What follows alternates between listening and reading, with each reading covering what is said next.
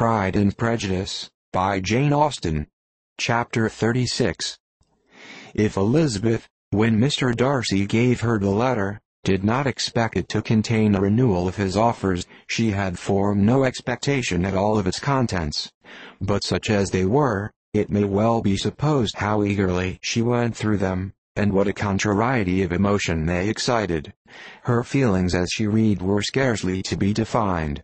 With amazement did she first understand that he believed any apology to be in his power, and steadfastly was she persuaded that he could have no explanation to give, which a just sense of shame would not conceal.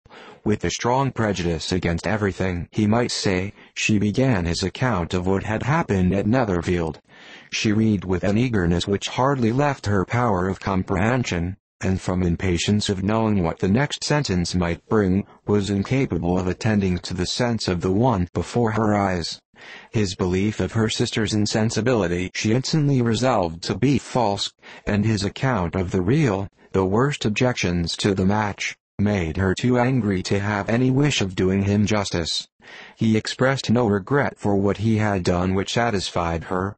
His style was not penitent, but haughty. It was all pride and insolence. But when this subject was succeeded by his account of Mr. Wickham, when she read with somewhat clear attention a relation of events which, if true, must overthrow every cherished opinion of his worth, and which bore so alarming an affinity to his own history of himself, her feelings were yet more acutely painful and more difficult of definition. Astonishment, apprehension, and even horror, oppressed her. She wished to discredit it entirely, repeatedly exclaiming, "This must be false. This cannot be. This must be the grossest falsehood." And when she had gone through the whole letter, though scarcely knowing anything of the last page or two, put it hastily away, protesting that she would not regard it, that she would never look in it again. In this perturbed state of mind, with thoughts that could rest on nothing, she walked on, but it would not do.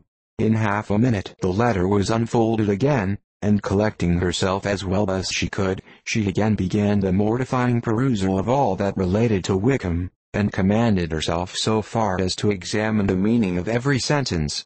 The account of his connection with the Pemberley family was exactly what he had related himself, and the kindness of the late Mr. Darcy, though she had not before known its extent, agreed equally well with his own words. So far each recital confirmed the other, but when she came to the will, the difference was great. What Wickham had said of the living was fresh in her memory, and as she recalled his very words, it was impossible not to feel that there was gross duplicity on one side or the other, and, for a few moments, she flattered herself that her wishes did not err. But when she read and reread with the closest attention, the particulars immediately following of Wickham's resigning all pretensions to the living, of his receiving in lieu so considerable a sum as £3,000, again was she forced to hesitate.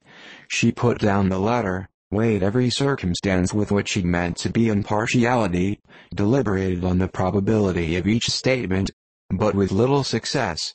On both sides it was only assertion.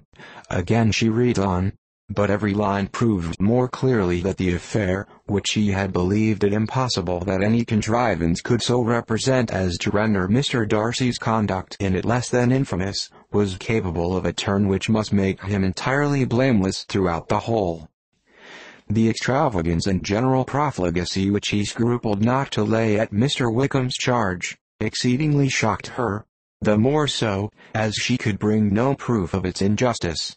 She had never heard of him before his entrance into the shire militia, in which he had engaged at the persuasion of the young man who, on meeting him accidentally in town, had there renewed a slight acquaintance. Of his former way of life nothing had been known in Hertfordshire but what he told himself. As to his real character, had information been in her power, she had never felt a wish of inquiring. His countenance, voice, and manner had established him at once in the possession of every virtue. She tried to recollect some instance of goodness, some distinguished trait of integrity or benevolence, that might rescue him from the attacks of Mr. Darcy, or at least, by the predominance of virtue, atone for those casual errors under which she would endeavor to class what Mr. Darcy,